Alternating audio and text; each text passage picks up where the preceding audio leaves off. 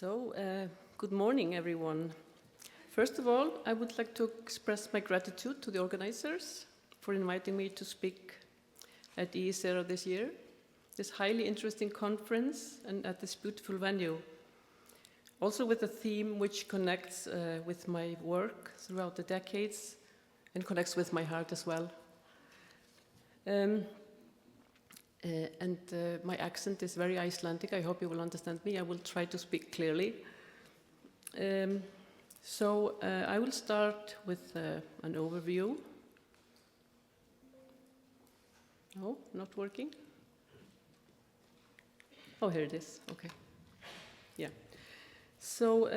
This presentation considers children's multilingualism and linguistic agency in families and early childhood education and care settings.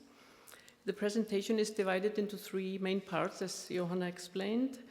First, drawing on theories and data from research in different countries, I discuss examples on opportunities and challenges regarding children's multilingualism and linguistic agency in early childhood education contexts and families. Secondly, I address children's linguistic identities and linguistic rights. I argue that children's linguistic agency and multilingual voices have in many cases been overlooked or silenced, and how this can affect the development of children's linguistic identities.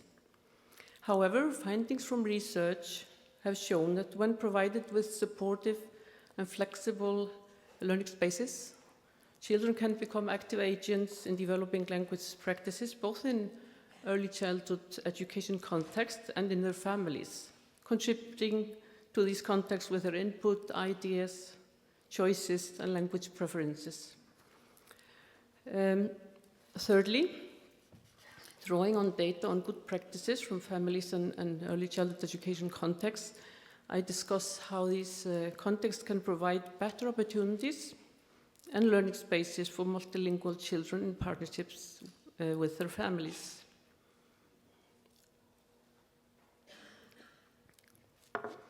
Now, I'll move on to my first topic. Yeah. So while we're focusing on children's multilingualism, it's important to consider children's agency in their families and early childhood education contexts. We can consider questions such as, why is it important to explore family language policies? What opportunities and challenges do families and their children experience when it comes to multilingualism? What do schools know about families' language policies?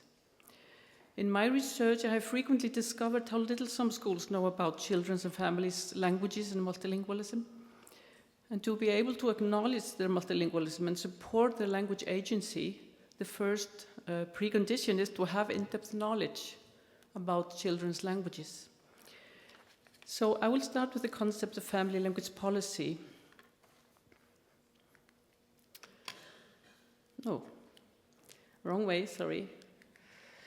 So according to King and colleagues, the research field of family language policy focuses on how languages are learned, managed, and negotiated within families. Other authors, such as Kurt Christiansen, have emphasized that family language policy also recognizes the influence of economic, political, and social structures and processes in society. Furthermore, we know that educational contexts affect family language policy, and this has been shown in research. Some scholars, such as Schwarz and Versick, have discussed how parental flexibility can create successful family language policy. This includes parents' flexible approach toward their children's language use and language choice. Kopeljovic has discussed parents' happy lingual approach, which advocates moving away from pressure of linguistic purism and embracing flexible bilingual parenting in which language mixing is perceived positively. And then we have Garcia's and Wei's important concept of translanguaging, which is also relevant here. They have used the term translanguaging to refer to how bilingual people fluidly use their linguistic resources without regard to name language categories, to make meaning and communicate. In their publication from 2015, they explore the concept of translanguaging within bilingual and multilingual education, challenging traditional bilingual education models such as subtractive and additive bilingualism. Translanguaging is defined as the dynamic and fluid use of multiple languages by bilingual individuals or multilingual individuals, which transcends conventional linguistic boundaries. Their writing emphasizes the importance of recognizing students' entire linguistic repertoires as valuable resources for learning, rather than treating bilingualism or multilingualism as a challenge to be managed. So strategies discussed include fostering translanguaging spaces within classroom or preschool settings, where students can utilize all their language practices to engage with content and develop critical thinking skills.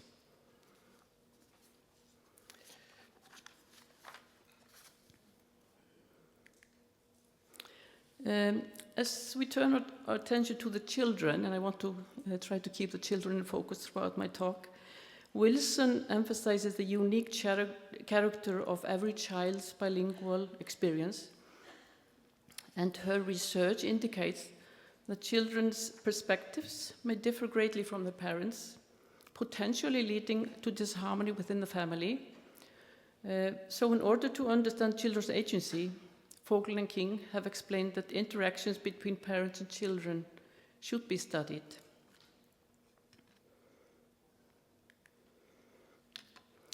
While turning to the concept of children's agency, I referred to Lanza, who claimed that children should be viewed as active social agents who contribute to adult society or society generally, while at the same time producing their own culture. My presentation also draws on theories of children's and families' language agency, which has been researched quite thoroughly in recent years, for example by Said and Hua, and Schwartz, Kirsten, and Martini. It is also important to keep in mind that agency and power are interconnected, as Al-Sijali has claimed, and that agency is a major basis for claiming power. Research has revealed that children are active participants in creating their own knowledge and have the ability to express themselves about their views on language learning and language policy, as Palvianian and Kurt Christiansen have noted in a recent publication. Research also, for example, by Almer and Schwartz and colleagues, has indicated that children can make decisions and choose between languages in the case of different languages in their environment. Also indicating the agency that children have when they have the space to choose. As Smith Christmas has pointed out, we should also keep in mind that child agency must be seen as fluid and relational, especially when it comes to the role of generational positioning in shaping the ways in which children can enact their agency in everyday interactions.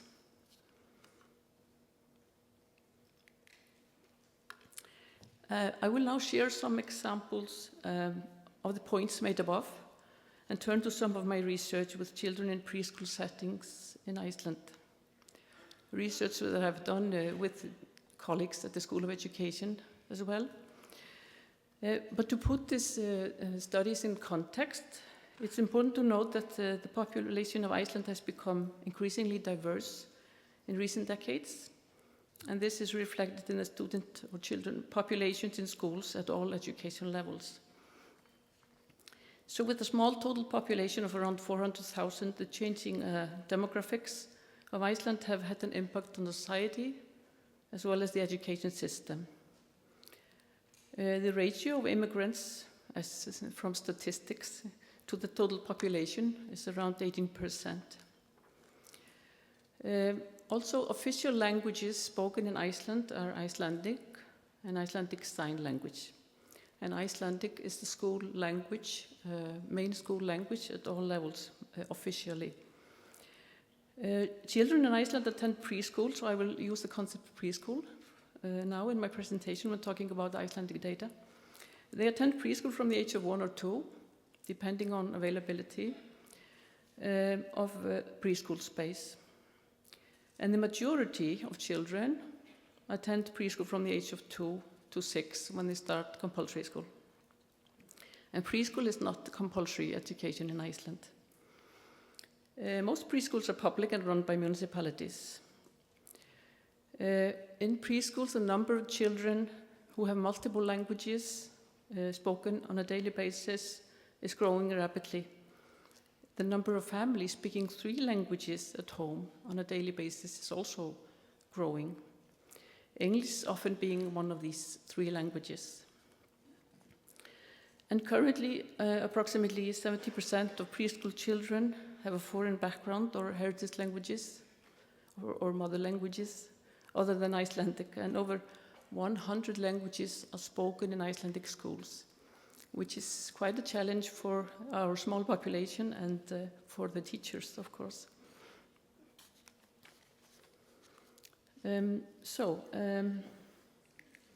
Some research. How can we explore children's multilingualism and linguistic agency?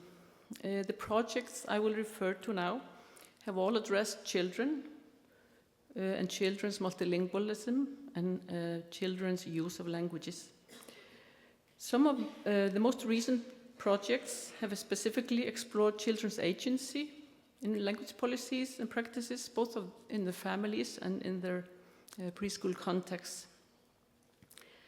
I will discuss some examples of data and excerpts from interviews, from projects which I have conducted, and some with some research teams during the last decade or so.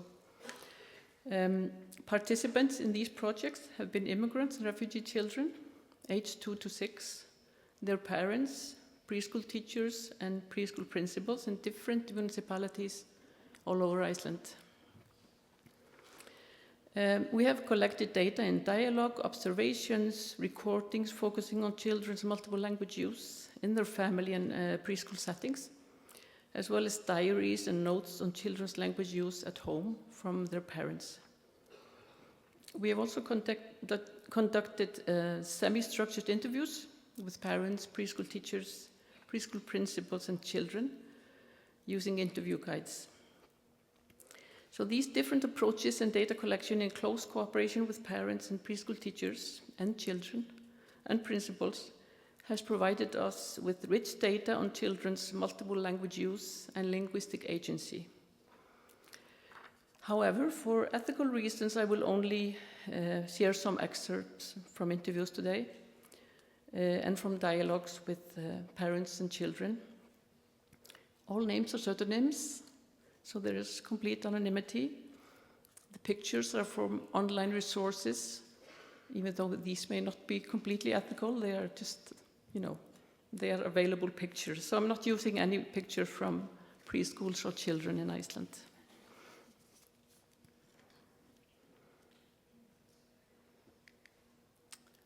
Oh, there's something going on with the... No, it's okay. Okay. So, this slide shows some quotes from a father. And I want to show you an example of how resourceful and creative parents can be when supporting their children's multilingualism. A father of a little girl, his firstborn, told us about his approaches and how he played with languages. So this is a firstborn, and the parents are very dedicated and trying to figure out the best way to support their multilingual child. And he says, we represent the most important people, of course, for her in her life. And we are the main references. So they take this very seriously. And in the second quote, you can see how they play with language. He says, I have this play, not just like saying useless words, just like saying useless words which they are not even Italian, can I say? Don't laugh, but it's like kabaddi, and I don't ask her to repeat, she just repeats. She looks at me and repeats, and then I say bagadu. I just use these vocal sounds, nonsense completely, with different consonants. It's like, I think it's de, den, like this, which probably belongs to my Italian accent without knowing, but it's just to help her to develop words and sounds. I don't know, different syllables. And this is, first of all, super fun. So here we see a father using play with his child to help her to express herself, to learn new sounds, and first of all, to be comfortable with language. We followed this little girl's progress for a year in her preschool. It's clear that her progress in learning both Icelandic and Italian is astonishing. The parents' interest and support, as well as supportive educational context, is likely to facilitate her multilingual development. And it's really wonderful to see her amazing progress. Another two examples. These are from interviews with mothers who describe their various approaches, practices, and resources which the parents use at home to support their children's multilingualism. And first of all, there's a Polish mother who believes that books are very important. And she says she's in love with books, so she uses books quite a lot with her child. And she picks books that are interesting both for the child and for the parents, so the parents will enjoy also reading the books and not be bored, as she says. So books are fun and beautiful and smart at the same time, or just playful. They don't have to have any specific messages. They need to have just to attract them and teach them that books are fun. This is a huge thing, she says. We don't have TV at home. So they have made this decision. No TV, but books will be the main resource for supporting languages. A Hungarian mother shared with us how her husband and her approaches were different. So the husband tells stories, but she supports the idea of reading. And she wants her child to connect reading in the reading between words and what is written in the book, so talking and reading. And then they go to Hungary and buy a lot of books for the daughter with rhymes and poems to help her, and sometimes, as you say, we try to play games with the letters also. She likes music, so she's listening to songs in different languages since she was very small, and we were reading to her every night since she was a baby. So these parents have different languages, different heritage languages. The mother is Hungarian, and the father is Romanian. They try to do this equally, so she learns both languages, but of course, as you say, it's not equal. I have more time with her than the husband. So these mothers, as well as other parents participating in my research throughout the years, have thought about their children's bilingualism or multilingualism and how to support this. They have organized their use of languages at home in diverse ways with the determination of supporting their children's heritage languages and Icelandic, so supporting the children's multilingualism. Sometimes, however, the children have other ideas about their most important languages, as I talked about earlier, and which languages they prefer to learn. Some children choose Icelandic as their main language, rather than their parents' heritage languages. Other children choose English. So I will address children's language preferences and linguistic agency later in my presentation.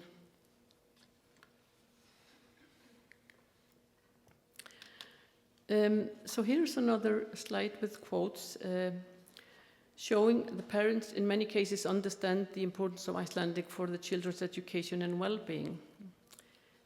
However, some parents do not intend to stay in Iceland and therefore support their children's learning of English. These examples here show how two mothers emphasize Icelandic for their children's social and educational opportunities. And this Latvian mother says, I want her to learn it in the kindergarten, in preschool, because it's very important she can communicate with other kids.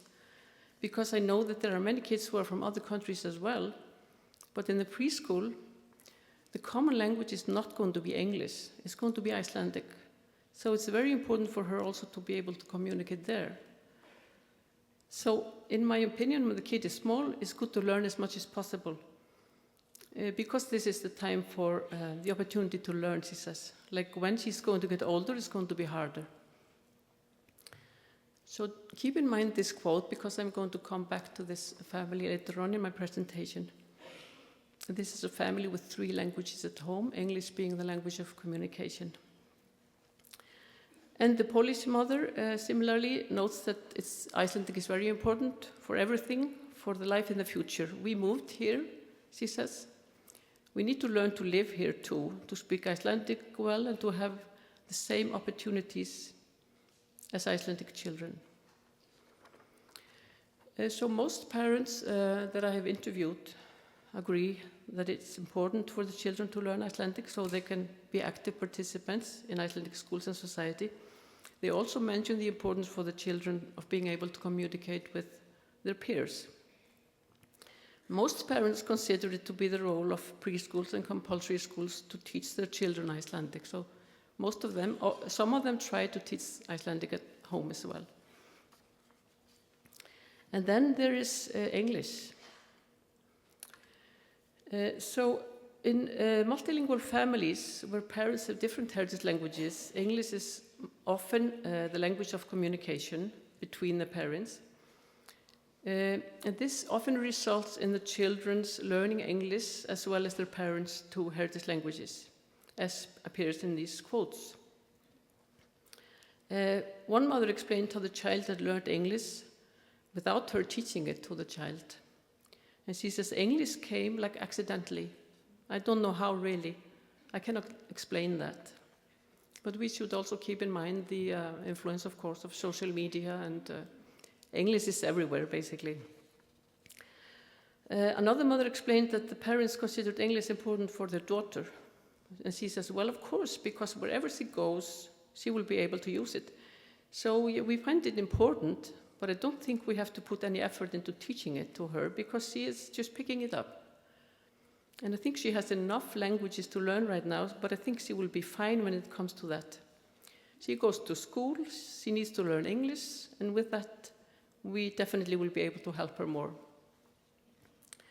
So the influence of English is becoming stronger in preschools in Iceland, and this can create a challenge both for the children and preschool staff.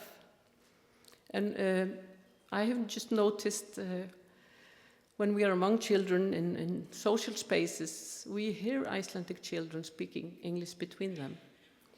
And teachers know that this is becoming a real challenge for them. Okay, so I'm moving on to this second part of my talk, addressing children's linguistic identities and linguistic rights.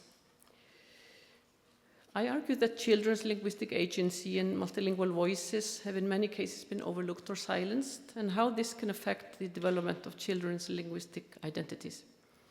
However, findings from research have shown that when provided with supportive and flexible learning spaces, children can become active agents in developing language practices, both in early childhood education contexts and in their families, contributing to these contexts with their input, ideas, choices, and language preferences.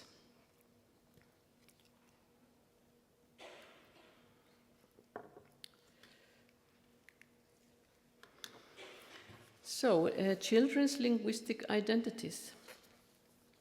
First, I will discuss children's choice of languages, language agency, and linguistic identities.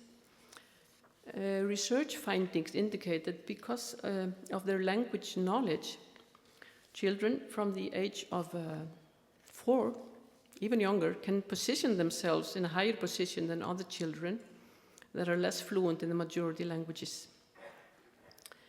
This reveals language knowledge as a social power, as Schwarz and Gorbat have maintained. Furthermore, children from the age of 3 can express their ideas about their own language knowledge, bilingualism, multilingualism, according to Almer, Bergroth and Palviainen, Schwarz and Gorbat, and other scholars. Such ideas can influence their views on languages and use of languages. Research has also revealed that children can generally express their ideas on certain languages in their environment, and whether these languages are worth learning. So they have their own preferences and choices. When children do not hear the languages spoken, this can affect their linguistic identities and well-being. It is important to critically address children's educational context and how certain educational practices and approaches can silence children's voices. And I will discuss briefly different approaches and theories related to this. The concept of ratiolinguistics, as discussed, for example, by Alim and colleagues and Flores and colleagues, is relevant here. Ratiolinguistics is a study of language which aims to explore the ties and intersection between language, race, and social identities. So Flores and colleagues argue that rather than fixed and predetermined, racial and ethnic identities are created and recreated through continuous and repeated language use. So it's important to keep this in mind also in our multilingual preschools and early education settings. It's also important to keep in mind the hierarchy of languages in each context, as discussed, for example, by Kristal and others, and the hegemony of English in many parts of the world, and how this affects the status of many other languages. Although constructed, most language hierarchies in societies do follow similar principles. At the top of the language pyramid, we normally see the national language or languages of a given society. If this is not English, it is normally followed by English, which is then most probably widely taught in the education system in question. And this certainly is the situation in Iceland. It may not be in all countries, but it is most likely in many countries today. Skutnap Kangas, in her work, focused on linguistic human rights. In her writings on the education of indigenous, tribal, minority, and minoritized children, she points out that they have few linguistic human rights in international law. And even the few that they are supposed to have, especially in constitutions and other binding legal documents, are being constantly violated in most countries. So this is a serious statement. She notes that around 40% of the world's elementary school children are taught in languages they do not understand. And often minoritized children, their parents, communities, and cultures are stigmatized and blamed for the children's failure in education. So Stephen May also has been discussing language rights, and he points out the relationship between language rights and individual and collective mobility. Issues of languages and mobility include addressing the normative ascendancy of national languages, the increasing influence of English as a world language, and the impact of both on ongoing indigenous minority language use.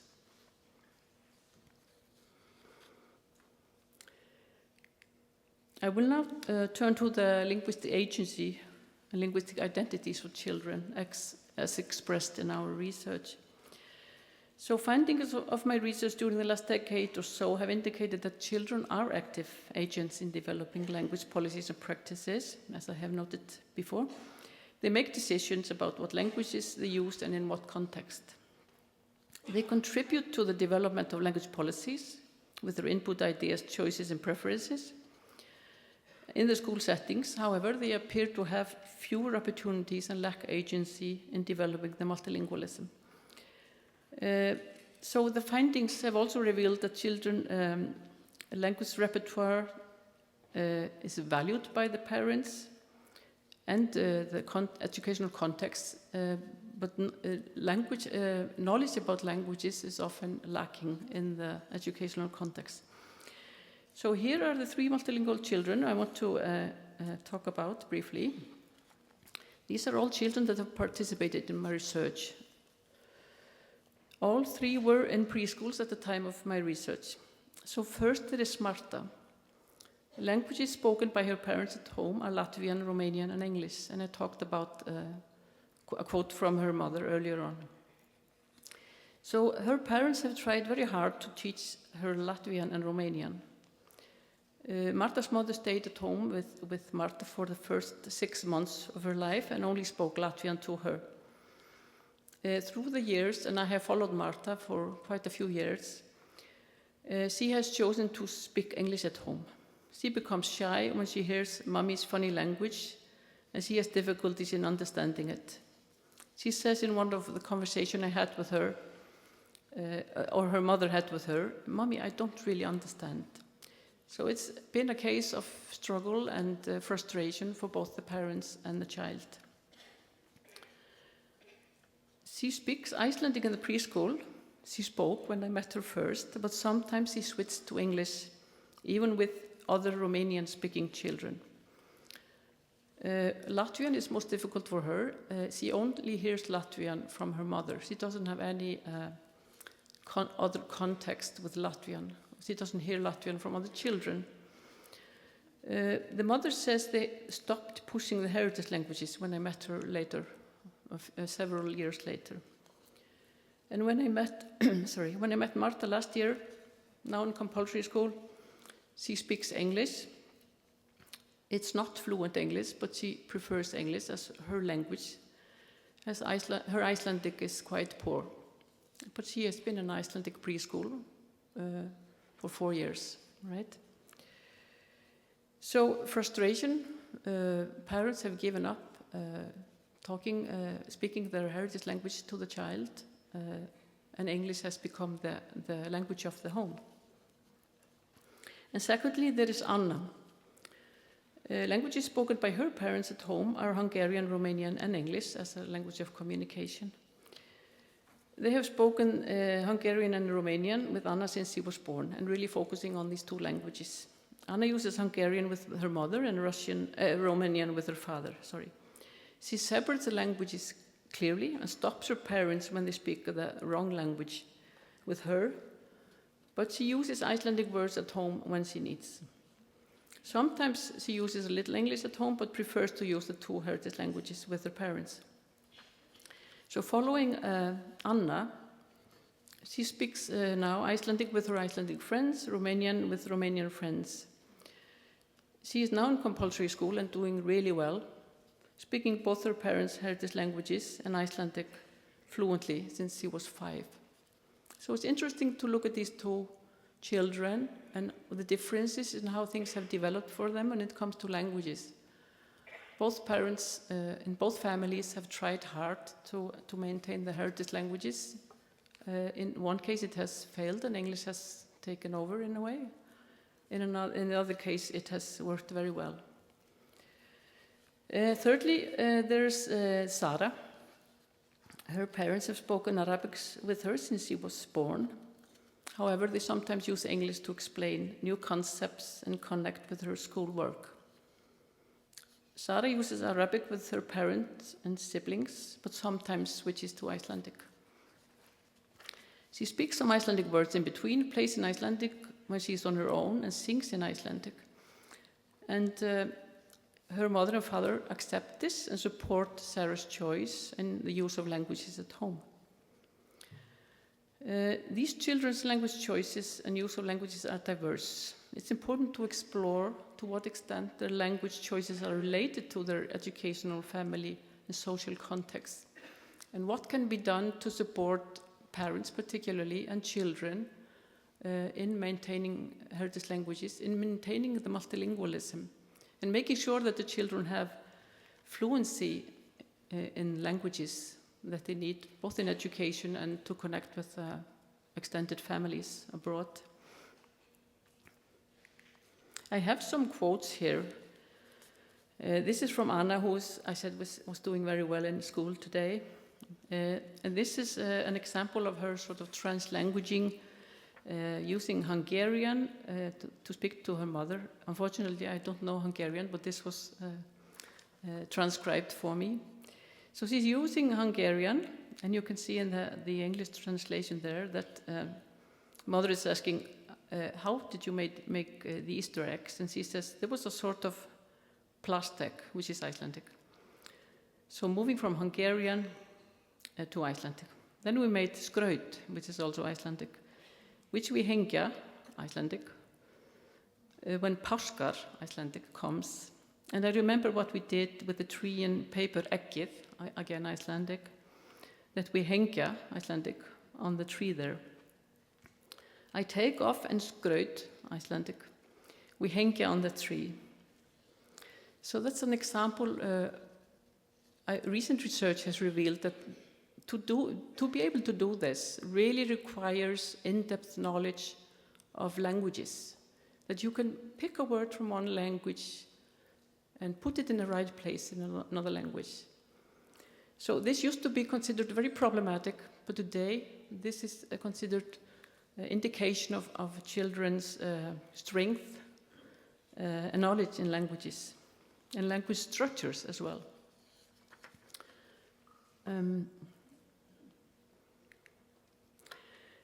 But this is Marta again, who has chosen English.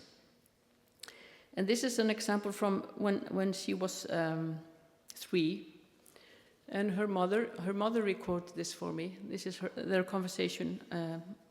They are counting in Romanian and Latvian, the two languages of the parents. And the child is struggling in both languages.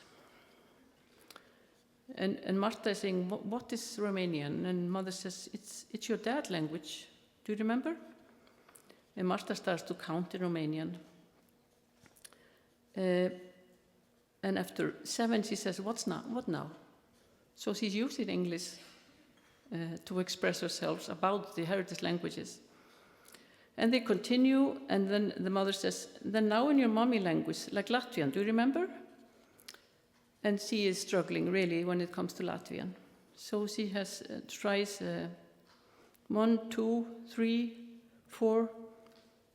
And mother says, no, start again. And Marta says, it's going so much close. She may say, it's okay, I'm almost there. Start again. And she again can count up to 4, and then she gives up. And she is frustrated. And I heard that from this recording, that she is crying. She cannot do this. So these are very, very different experiences. Just to point out the position that children are in when trying to, use all the languages, not getting the support they need, or the networking, or the practices that are needed in educational contexts to support them. So these are my beautiful colleagues who have been working with me on a project we call the LPP project. It's called Language Policies and Practices of Diverse Immigrant Families in Iceland and their implication for education. This project is supported by the Icelandic Research Fund. It aimed to critically explore the family language policies of 16 different immigrant families with diverse educational and socioeconomic backgrounds living in 4 different municipalities.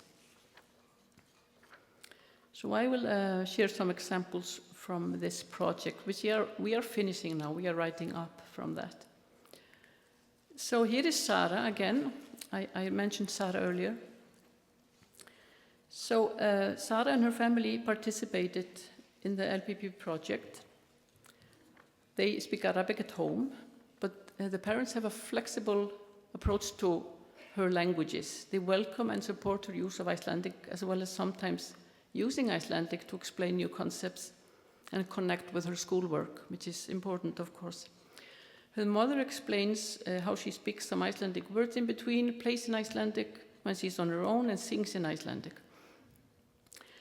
And you can see the conversation there. I'm asking her about the language use. And mother says, as she has another language, she just needs perhaps the teacher is following her. So at that time, they had been in Iceland, had lived in Iceland for approximately 2 years. She does not have language something. She means, by this she explained, she doesn't have any special needs or doesn't need special language support. She learns sounds, and now she can make a sentence and conjugate word and so on, very diligent. And I ask, so she is speaking Icelandic fluently? Yes, yes, and sometimes I come to her in her room, she has perhaps a teddy bear and a doll or something and talks to them in Icelandic. You stay here, go to sleep. You have to eat now, like this. At home, I ask? Yes, at home with her doll. Yes, okay, so speaks Icelandic with her doll. This is the boring researcher repeating everything, right? Yes, or tells a story or something. She loves to sing. All days just sings Icelandic at home. And if you notice this mother's approach, she's so happy about this. Now she knows the child is learning a bit Icelandic and she's comfortable with the language, so she's playing with that. Mother is not trying to stop this. She's supportive of this and she's not worrying. She's easygoing about it. But the same mother also enrolled her two young daughters, in an online Arabic school run in Turkey. So she was also ambitious when it came to the heritage language, but very flexible approach. More children. I love to talk about children. So this is James. He's a little boy, age 3. He's starting to speak in 3 languages. His parents' 2 heritage languages, English and German, as well as Icelandic. So according to his parents, he separates his languages clearly and speaking to his parents.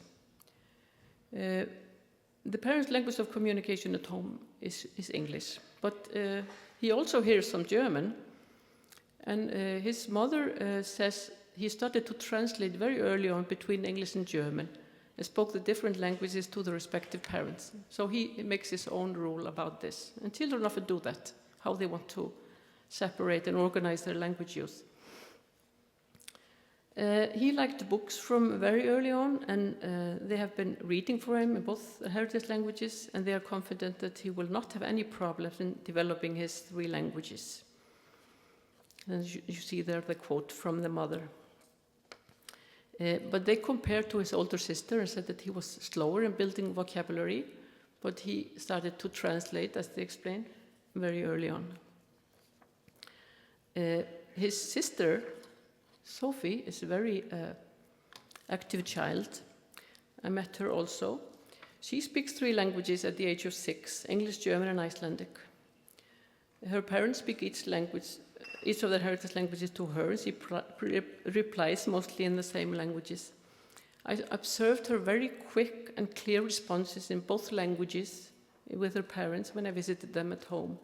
And she even joined the conversation or the formal interview I was trying to have with her parents. She jumped in when she felt like it and added what she thought needed to add. Maybe not the best context, because the child shouldn't be involved in a parent's interview strictly, but she was there and it was really enjoyable to experience her enthusiasm. So she speaks English with English-speaking friends. Otherwise, she speaks mostly Icelandic. But the parents noted that she's picking up reading German, although they are not actively trying to teach her this. This is her choice again. They consider learning to read in 3 languages at the same time can be too much for a child at her age. So you also see there are different approaches the parents have. Some want to teach everything at the same time. Others want to wait with some of the languages. Sophie has received some preschool books in German from her grandmother, where she has to solve some quizzes and write letters and some easy tasks. Sophie's teacher has recommended to the parents that she could change Icelandic to German and read a little German. The parents read to the children in both their heritage languages. So both these children have good support from their parents at home. But the parents worry that maybe English is taking over a little bit for Sophie. She speaks a lot of English in school, even though she is capable of speaking Icelandic. And her father says they should be persuaded to speak Icelandic, the children in school. But he thinks you're getting also at a very slippery slope there, you know. And he says, I mean, there's lots of problems around the world when people start forbidding languages and things like that. And that's something to think about Okay, I think I have to move on. I will skip this one. So, to summarize this part of my talk, it's important that we as educators understand why children prioritize some of their diverse languages and why some of the languages are lost. Possible reasons can be lack of language community and network, lack of resources and support, both from schools and parents. Parents' choices may differ from the children's choices, and this may cause frustration, even conflict in some families. And there may be, of course, structural obstacles and discrimination related to, for example, race and language. And it's good to keep in mind now the concept of racial linguistics, which I discussed earlier on. So we need to we need to respect children's rights and find ways to counteract their exclusion and stigmatization. Children should hear the languages spoken and see them in writing, if these are written languages, in their educational settings. So I'm turning now to my third part.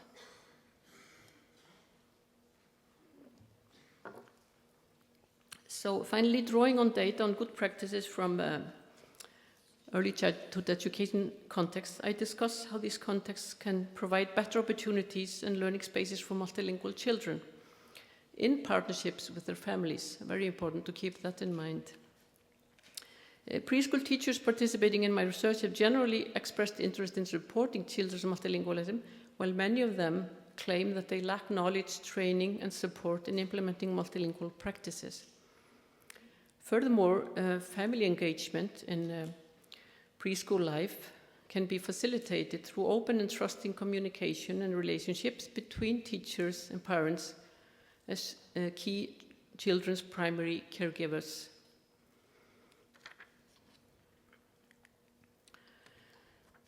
Jim Cummins, one of the world's leading scholars in the field of multilingualism, has argued that to develop learning spaces for social justice for multilingual groups of students or children, schools must emphasize methods that build on the experiences and knowledge of all students or children, including their multiple languages. He furthermore notes that emphasis on one language only in schools will have a negative impact on multilingual students and silence their voices. But how does a school that embraces multilingualism look like? I've created here sort of a profile of a school based on good practices that I've seen in numerous schools around Iceland and also in other countries. If this preschool, which embraces linguistic diversity, recognizes and celebrates children's heritage languages and multilingualism. It has multilingual communication with parents. It tries to reach out to multilingual parents. Children are encouraged to use all their languages. Educators show interest and appreciation in the school's diverse makeup. And I will now present some data from research in preschools in Iceland with principals and teachers. And this is what I would like to call good practices from different schools around Iceland. It's not always easy to find a balance between Icelandic as the main school language and the children's multilingualism and English. Here's an excerpt from my interview with preschool principal who says about the multilingual children. Of course, we want these children to be able to participate, really in the preschool activities, but we are noticing that, of course, because they don't speak the language, meaning Icelandic, they don't get to participate as much in play with other children. And of course, we are worried about that. So they are making an effort to inclusive methods and practices. Another quote, of course, we are making sure that they always feel comfortable, that they never feel like the language or culture, the home culture is not welcome. And this preschool has a lot of visual aids to facilitate children's understanding of the preschool practices and schedules, and also to reach out to parents that are newcomers.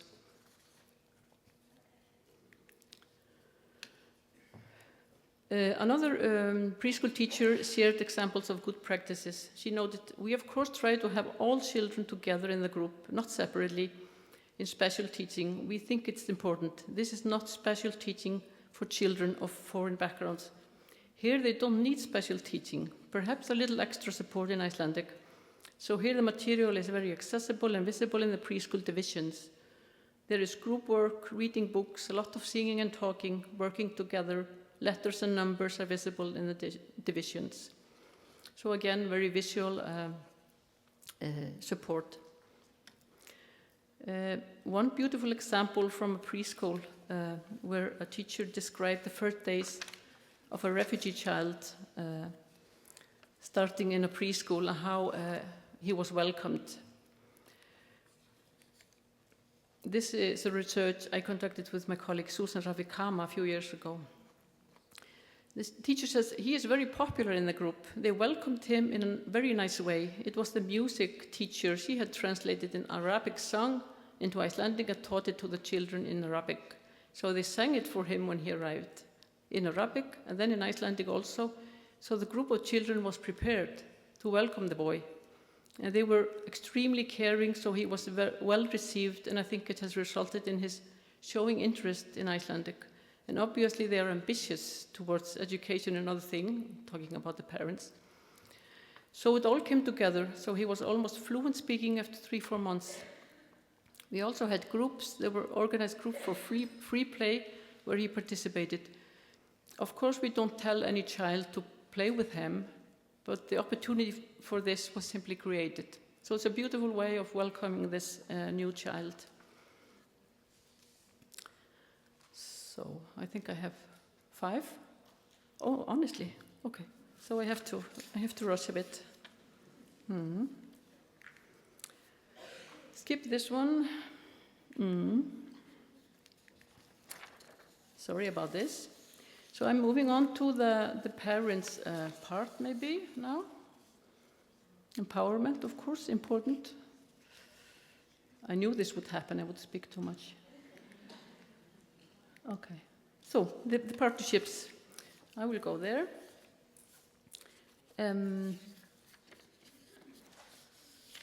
So this slide, with a quote from a preschool principal, describes her approach towards developing strong partnerships with parents.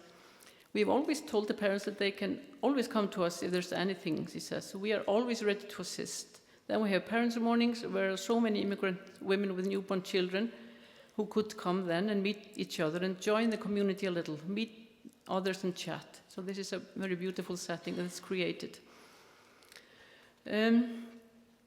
So I have shown you some examples of good practices, but how much do preschool teachers know about the languages spoken in the children's homes and the family language policies? In these cases, there was this awareness of languages spoken at home. But that's not necessarily always the case. In order to support children's multilingualism, cooperation with parents and an ongoing dialogue with them about their children's multilingualism is essential. In some cases, preschool teachers do not know what languages are spoken at home or what policies and practices are in place. Similarly, parents may not know about the language policies and practices in a child's preschool. They often regard it as their responsibility to teach the children heritage languages and preschool responsibility to teach the children Icelandic, although some parents may think otherwise.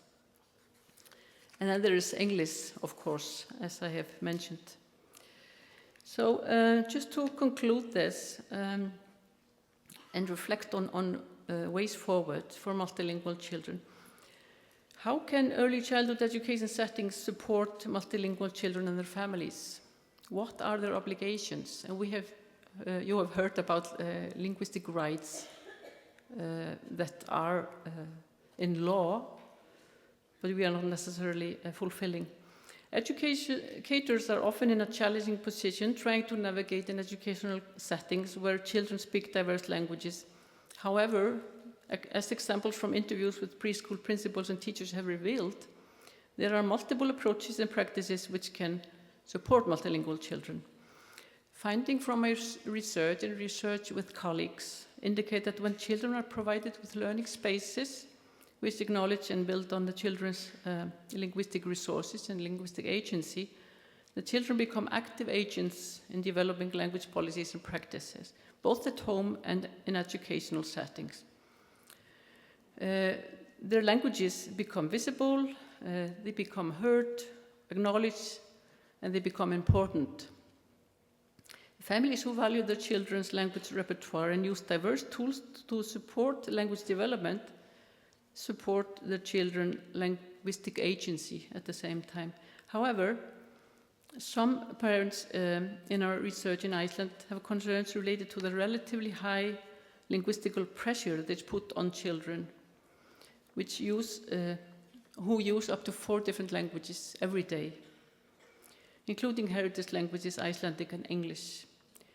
Teachers in the studies I have referred to were interested in supporting children's multilingualism, and they did this quite well in many cases, while many of them lacked, or they claimed to lack, knowledge and training in implementing multilingual and culturally responsive practices. So in conclusion, early childhood education settings can and should more thoroughly build on families and children's diverse linguistic and cultural resources. So we need these partnerships between families and schools. They should facilitate children's linguistic agency and develop stronger partnerships with parents with diverse cultural and linguistic backgrounds. Such approaches, in my mind, are likely to acknowledge and respect and support children's linguistic rights, linguistic agency, and multilingualism. Thank you.